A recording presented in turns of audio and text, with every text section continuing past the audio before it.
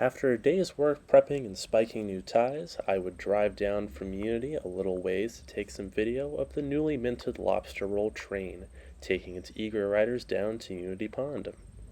I would end up standing atop the old coaling platform on Marina Road in Unity, where the old Swedish steam locomotive used to be loaded while it was in service in the 90s. This clip was taken on the 23rd of July, 2022.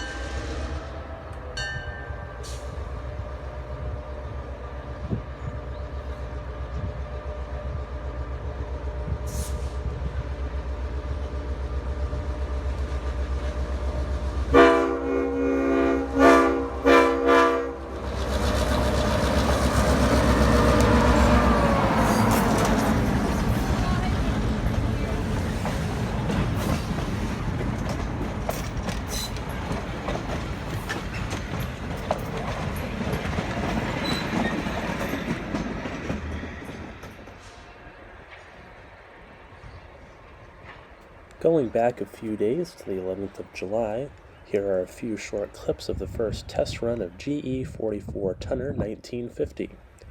It's taken 4 years of work to get her up and running, although with a final coat of paint and a couple more mechanical issues to rectify, 1950 will hopefully be ready for revenue service in the coming spring and summer.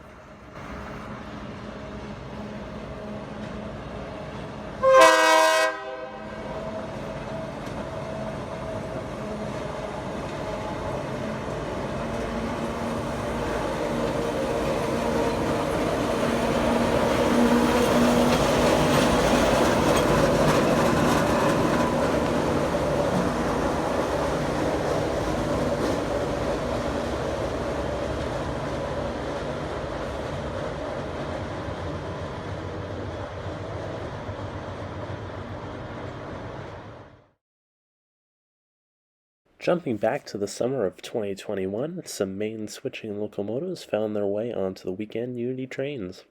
MP 15 DC number 1524 pulled a handful of weekend trains after receiving its 92-day inspection at the shop across the tracks.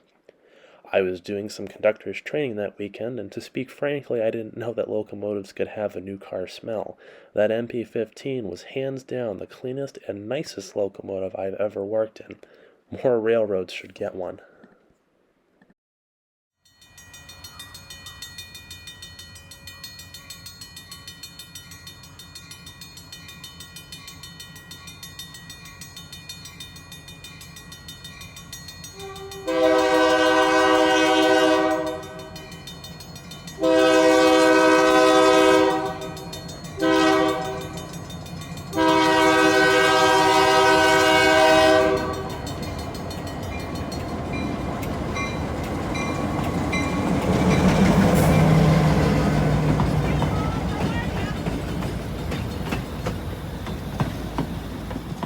While the Belfast and Moosehead Lake certainly doesn't get as much attention as Conway Scenic or the Maine Two-Footers, it's truly an overlooked gem on the New England railroading scene.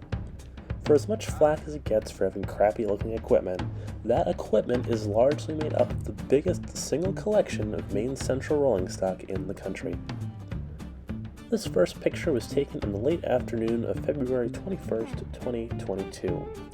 Myself and a couple other volunteers had just gotten 1585 up and running, ready just in the nick of time to relieve the switcher at the Somerset paper mill in Skowhegan, as it was in need of some maintenance at the time. Part of a 3-unit purchase from the Delta Southern Railroad of Louisiana, these GP9RMs are no doubt, geriatric machines, but they are still proving their worth, switching some of the Northeast's largest paper mills day in and day out. Don't you love the fresh smell of creosote in the morning? Thousands of new ties have gone into the ground across the 30-mile BML Railroad these last few years, many of which I've helped to install, plate, tamp, and spike, along with the small maintenance of Wayforce at the BML, who has helped to restore this long-neglected line with the help of the Maine DOT. Although the only thing better than the smell of creosote is the smell of fresh paint. Who says maintenance equipment can't look pretty? If time allows, our old Bangor and Aroostook tie handler is next up to get a fresh coat of paint. That's if it ever catches a break from busting beaver dams in the Burnham Bog. As always, folks, thank you for watching, and stay tuned for more videos of the Belfast and Moosehead Lake Railroad, as well as Rockland's Mid-Coast Rail Service in the near future.